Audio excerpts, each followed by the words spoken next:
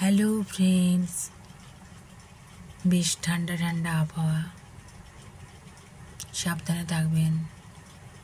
এখন খুব ঠান্ডা গরমে শরীর খারাপ হচ্ছে, গলাটা এর মধ্যে খুসখুস করছে। এই যে দেখছেন বর বউ মাটির তৈরি, কি সুন্দর না? বিষ্ণুপুরে, আমার তো বিষ্ণুপুরে বাড়ি, মা ছিন্নমস্তা মন্দিরের কাছে একটি দোকান থেকে নিয়েছিলাম। আমার দেখেই খুব ভালো লাগলো, ছোটোবেলাকার কথা মনে পড়ে গেল। দিদিমা, মানে আমি মামা বাড়িতে মানুষ হয়েছি, দিদিমা কাজের অবসরে আমাকে মাটির পুতুল বানিয়ে দিত। দিদিমার দেখে আমিও বানাতাম, শাড়ি পরাতাম, সিঁদুর পরাতাম, খেলতাম খুব সুন্দর। আরও অনেক পুতুল এমনিও দাদু আমাকে কিনে দিত। আমরা ছোট ছোট বান্ধবীরা পুতুলের বিয়ে দিতাম। ওর ছেলে পুতুলের সাথে আমার মেয়ে পুতুলের। একটু বড় হতে, মানে একটু বড় মানে 5-6, তখন আবার স্টোভে রান্না করতাম, লুকিয়ে লুকিয়ে, দাদু বকবে তো রান্না করতাম। ছোট ছোট বাসনে ভাত করতাম, শাক ভাজতাম, একসাথে বসে খেতাম। সেদিনগুলোর কথা মনে পড়লে বেশ একটা মনটা অন্যরকম হয়ে যায়, আনন্দে পরিপূর্ণ হয়ে যায়, তাই না? শাড়ি না পেলে গামছা পরে, গামছা দিয়ে শাড়ি পরতাম, লুকিয়ে লুকিয়ে সব, দাদু বকবে, খুব আনন্দ হতো জানেন। বর বউ দেখলে বেশ ভালোই লাগে, সুন্দর স্মৃতি, তাই না? আজকে ঠাকুরের জিনিসপত্র কিনতে আমি তো বেরোই, একটু সবজিটাও শেষ হয়ে গিয়েছিলাম, চকবাজার থেকে নিয়ে এলাম। আগের বার নিয়ে এসেছিলাম, 5-6 দিন চললো, আজকেও নিয়ে এলাম। তো ওখানে একটি মন্দির আছে পোকামাদে, নিতাই গৌরাঙ্গর, ছোট্ট করে মন্দিরটি। সেখানে দেখলাম একটা বেনারসি রাখা আর কিছু ফুল, তার মানে কারোর বিয়ে হবে, ঠাকুরের চরণে দিয়েছে, তারপর হবে। বিষ্ণুপুরে কিন্তু এগুলো আছে জানেন, সব জায়গাতেই আছে। মা ছিন্নমস্তা মন্দিরেও দেখেছি বেনারসি মায়ের চরণে দিয়ে তারপরে সেটা মানে বউকে পরানো হয়।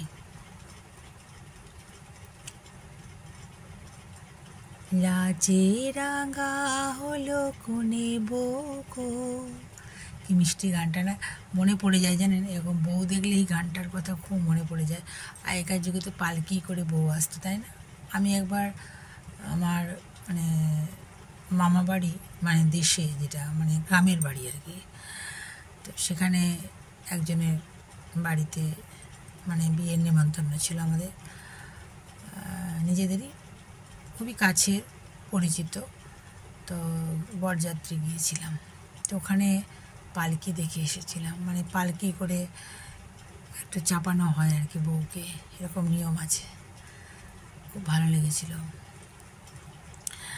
বিয়ে করতে যাওয়া হয়েছিল ওখানে, মানে বাসে করেই গেছিলাম আমরা বরযাত্রী, কিন্তু ওখানে গিয়ে দেখলাম একটা মানে প্রথা আছে আর কি, পালকিতে বউকে একটুখানি চাপানো হয় আর কি, মেয়েকে আর কি, ওদের মেয়েকে একটুখানি চাপানো হয়, সেটাও দেখে এলাম, ভালো লাগলো।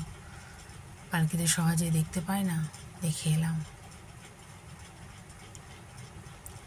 আমার দিদিমার নাম রায় কিশোরী, মানে দিদিমাকে তাদের মানে বাল্য বন্ধু বলে না, তারা রায় বলেই মানে ডাকতো। আমি তখন জানতাম না, ছোটোবেলায়, শিশুবেলা আর কি বলতে পারেন, যে রায় মানে রাধা।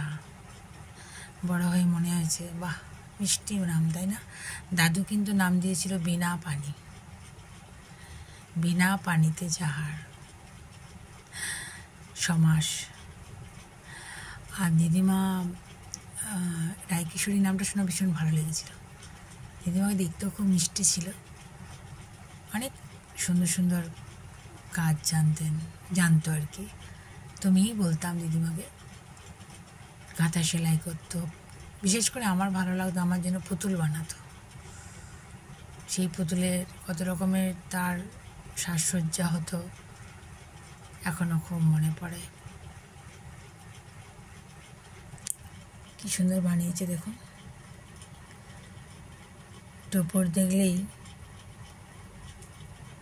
আর বইয়ের মাথার মুকুট দেখলেই বেশ একটা আনন্দ আনন্দ মনে হয় না, তাই না? তারপর তো জীবনে কত মানুষের কত ঘটনা ঘটে, সবার জীবনেই আছে, আমার আপনার।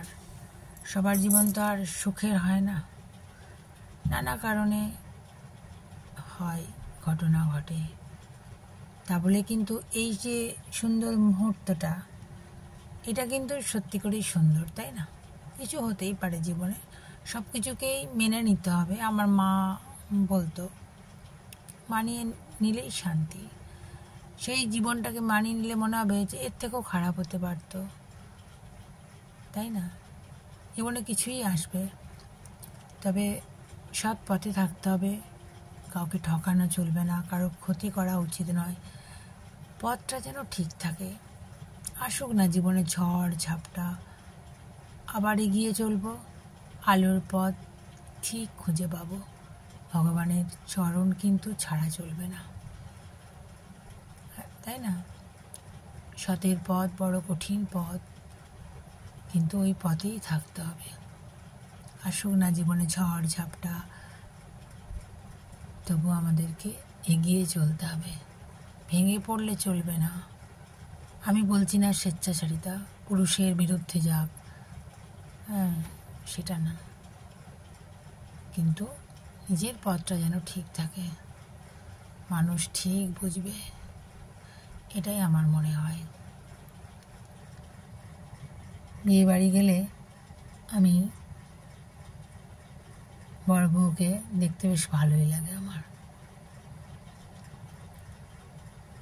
বিশেষ করে সিঁদুর দান, ওটা খুব ভালো লাগে আমার। সত্যি এই মুহূর্তটা খুব সুন্দর। এই মুহূর্তটা কিন্তু প্রত্যেকের জীবনেই একটা আলাদা মাত্রা এনে দেয়, তাই না? এই সুন্দর স্মৃতি, এটা সবার মনের মধ্যেই কিন্তু থাকে, তাই না? আজকে যে বললাম ছোট্ট করে, যে ছোট্ট একটা মন্দিরে বেনারসি রাখা ছিল এবং ফুল রাখা ছিল, মানে কেউ নিবেদন করে তারপরে পড়বে বিয়েতে, এত সুন্দর লাগছিল লাল বেনারসি ঠাকুরের সামনে। যে কোনো জিনিস ঠাকুরকে নিবেদন করে পড়াই ভালো, ভালো লাগে। দেখবেন সব কিছুর মধ্যে যদি একটা আধ্যাত্মিকতা থাকে না, সেই ব্যাপারটা খুব সুন্দর হয়। সব কিছুর মধ্যে একটা আধ্যাত্মিকতা থাকা ভালো, তাই না? ধর্মীয় জীবনটা কিন্তু খুব সুন্দর, কষ্ট আছে কিন্তু সুন্দর, কষ্টের মধ্যেই তো আনন্দ, তাই না? সব কিছু সহজভাবে হয়ে গেলে তো সেটা হয় না, কষ্ট দুঃখ সব কিছু নিয়েই জীবন। সত্যি খুব সুন্দর বানিয়েছে, ভালো লাগে। ছোটোবেলায় খেলতাম আমরা, সাজাতাম, কত শাড়ি পরাতাম, খুব ভালো লাগে।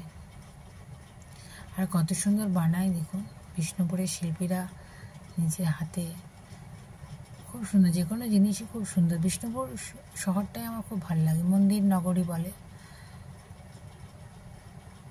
আমি যে রাসের মেলা দেখতে গিয়েছিলাম, প্রথম দিনই গিয়েছিলাম, তো এত সুন্দর লাগে। আমি কাছে, যেটা কাছে সেটা গিয়েছিলাম, কৃষ্ণগঞ্জ আর মাধবগঞ্জ দুটোতেই হয়, কৃষ্ণগঞ্জটা কাছে। আমি একটা রিক্সায় করে গেছিলাম, তখন সাজানো হচ্ছে, আমি ভিডিও দিয়েছি, এত অপূর্ব লাগছিল, সব সাজাচ্ছে, কি সুন্দর পুজো হচ্ছে। আমি আমার গোপালকেও নিয়ে গেছিলাম, পুজো করিয়ে নিয়ে এলাম গোপালকে, গোপাল আমার সাথে গিয়েছিল, আমার লাড্ডু গোপাল, খুব সুন্দর। তুলসী নিলাম ব্রাহ্মণদের কাছ থেকে, প্রোগ্রাম হচ্ছিল, ভালো লাগছিল। জিলিপি নিয়ে জিলিপি বলছি, সবে বসছে তো, জিলিপিটা আমি খুঁজেছিলাম, কিন্তু জিলিপি তখনও বানানো হয়নি। নিরামিষ চপ বেগনি সব কিন্তু নিরামিষ হয় ওখানে। তারপরে পাঁপড় নিলাম, সাবুর পাঁপড়, এমনি পাঁপড় সব নিয়ে এসে কিন্তু আমি আগে আমার গোপালকে নিবেদন করে তার মুখে দিয়ে তারপরে কিন্তু প্রসাদ পেয়েছি। আমি একটু পেলাম, পাশের বাড়ি কাকিমাকে দিলাম, ওরাও আমাকে কিছু না কিছু দেয়, সেই জন্য তাদেরকেও দিলাম। খুব সুন্দর, মানে এত ভালো লাগলো, মন ভরে যায় রাসের মেলা গেলে।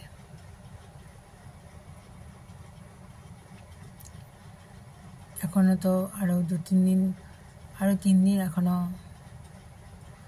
3 দিন হয়ে গেল, আর 2 দিন আছে। বিষ্ণুপুরে অনেক কিছুই হয়, পোড়ামাটির হাটের মেলা বসে, এই তো আবার ডিসেম্বরে বিষ্ণুপুর মেলা বড় করে হবে, সেটা তো আছে। আরও অনেক কিছু আছে, মিউজিক মেলা আছে, খুব ভালো লাগে, বিভিন্ন ধরনের যন্ত্রপাতি বাজানো হয়, পরিবেশটাই অন্যরকম। তারপরে একটা তাঁতিদের মেলা বসে বলছে, শুনলাম, ওটা পাবলিক স্কুলের কাছে, এখনও কোনোদিনও যাইনি ওটাতে। আমি শুনলাম, পাশের বাড়ি বৌদি বলল খুব সুন্দর সুন্দর জিনিস পাওয়া যায়, খুব একটা দামও নয়, তাঁতিরা এটা বানায়। মানে দেখবেন দোকানে কিনতে গেলে কিন্তু বেশি দাম, আর তাঁতিদের কাছে নেবেন সেটা কিন্তু কম দাম। এটা আমরা কিন্তু ইকোনমিক্সে পড়েছি, তাই না? এইচএসে আমার ইকোনমিক্স ছিল। দেখবেন তাঁতিদের যেটা দাম হয় তাঁতিদের কাছে হাতে তৈরি, সেটা বাইরে গেলে, বাইরে আবার যারা মধ্যে থাকে না একজন, তার মাধ্যমে যখন বাজারে যায় সে কিন্তু দাম দিয়ে কিনছে ওটা সস্তায়, সেটা যখন আবার বাজারে যাচ্ছে সেটা অনেক দামে বিক্রি হয়। এটা আমরা ইকোনমিক্সে পড়েছি। তো সেটা বালুচুরি দেখবেন তাঁতিদের কাছ থেকে কিনলে কম দাম, আবার যদি বাজারে কেনেন সেটা কিন্তু অনেক বেশি দাম, মানে দোকান থেকে। সেই জন্য ওই তাঁতিদের বলছে মেলাতে খুব খুব সস্তা সব কিছু, অথচ সুন্দর সব কিছুই, খুবই ভালো। লাজে রাঙা হলো কোনে বউকো,